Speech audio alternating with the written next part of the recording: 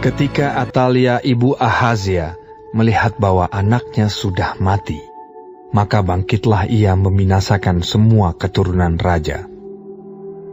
Tetapi Yoseba, anak perempuan Raja Yoram, saudara perempuan Ahazia, mengambil Yoas bin Ahazia, menculik dia dari tengah-tengah anak-anak raja yang hendak dibunuh itu, memasukkan dia dengan inang penyusunya ke dalam gudang tempat tidur, dan menyembunyikan dia terhadap Atalia, sehingga dia tidak dibunuh.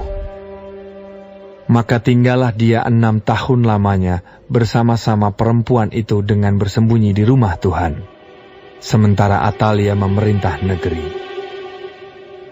Dalam tahun yang ke-7, Yoyada mengundang para kepala pasukan 100 dari orang Kari dan dari pasukan bentara penunggu. Disuruhnyalah mereka datang kepadanya di rumah Tuhan. Lalu diikatnya perjanjian dengan mereka, dengan menyuruh mereka bersumpah di rumah Tuhan. Kemudian diperlihatkannyalah anak raja itu kepada mereka. Sesudah itu ia memerintahkan kepada mereka, "Inilah yang harus kamu lakukan. Sepertiga dari kamu, yakni yang selesai bertugas pada hari Sabat di sini, tetapi mengawal di istana raja. Sepertiga lagi ada di pintu gerbang sur, dan sepertiga pula di pintu gerbang, di belakang para bentara penunggu, haruslah mengawal di istana. Dan kedua regu daripada kamu, yakni semua orang yang bertugas di sini pada hari Sabat dan mengawal di rumah Tuhan, haruslah mengelilingi raja dari segala penjuru, masing-masing dengan senjatanya di tangannya, dan siapa yang mendatangi barisan haruslah mati dibunuh. Dan baiklah kamu menyertai raja setiap kali ia keluar atau masuk." Para kepala pasukan 100 itu melakukan tepat seperti yang diperintahkan Imam Yoyada. Masing-masing mengambil orang-orangnya yang selesai bertugas pada hari Sabat bersama-sama dengan orang-orang yang masuk bertugas pada hari itu. Lalu datanglah mereka kepada Imam Yoyada. Imam memberikan kepada para kepala pasukan 100 itu tombak-tombak dan perisai-perisai kepunyaan Raja Daud yang ada di rumah Tuhan. Kemudian para bentara itu, masing-masing dengan senjatanya di tangannya, mengambil tempatnya di lambung kanan sampai ke lambung kiri rumah itu, dengan mengelilingi mezbah dan rumah itu untuk melindungi raja. Sesudah itu Yoyada membawa anak raja itu keluar, mengenakan jejamang kepadanya, dan memberikan hukum Allah kepadanya. Mereka menobatkan dia menjadi raja serta mengurapinya, dan sambil bertepuk tangan berserulah mereka.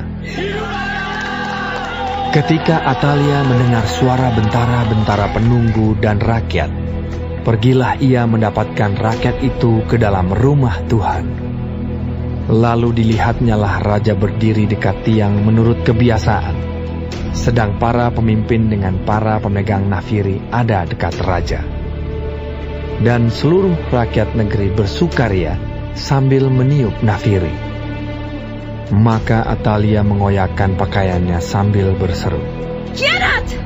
Khianat!" Tetapi Imam Yoyada memerintahkan para kepala pasukan 100, yakni orang-orang yang mengepalai tentara, katanya kepada mereka, "Bawalah dia keluar dari barisan. Siapa yang memihak kepadanya, bunuhlah dengan pedang." Sebab tadinya imam itu telah berkata, "Janganlah ia dibunuh di rumah Tuhan." Lalu mereka menangkap perempuan itu. Pada waktu ia masuk ke istana raja dengan melalui pintu bagi kuda, dibunuhlah dia di situ.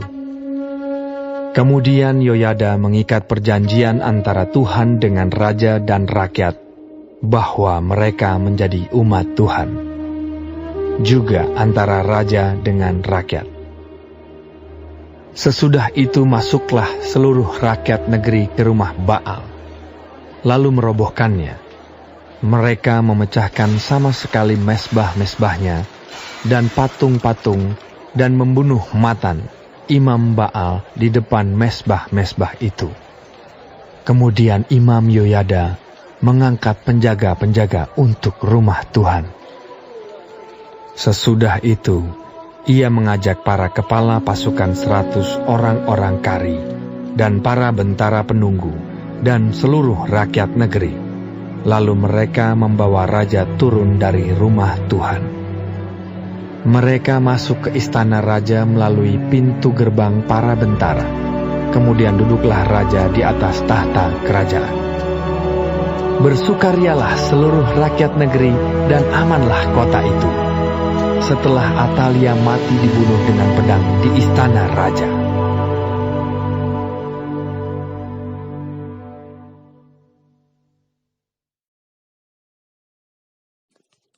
Shalom semua jemaat Tuhan. Kembali kita di dalam pendalaman Alkitab Clear Sight.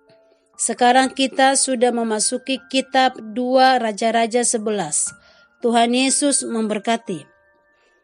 Atalia satu-satunya penguasa dalam sejarah Yehuda yang bukan keturunan Daud. Menjadi ratu selama 6 tahun dan memerintah dengan kejam dan bengis. Putri Ahab dan Isabel ini telah menikah dengan Yoram, putra Yosafat Raja Yehuda. Ketika Raja Ahazia, putra tunggal Yoram, dan Atalia terbunuh oleh Yehu, Atalia yang licik menaiki tahta Yehuda dan berusaha memusnahkan keluarga kerajaan, yaitu keturunan Daud, termasuk semua cucunya sendiri. Akan tetapi, Yoseba, istri imam besar Yoada, menyembunyikan putra Ahazia yang masih bayi bernama Yoas, dan dengan demikian memelihara keturunan Daud yang darinya Mesias akan lahir.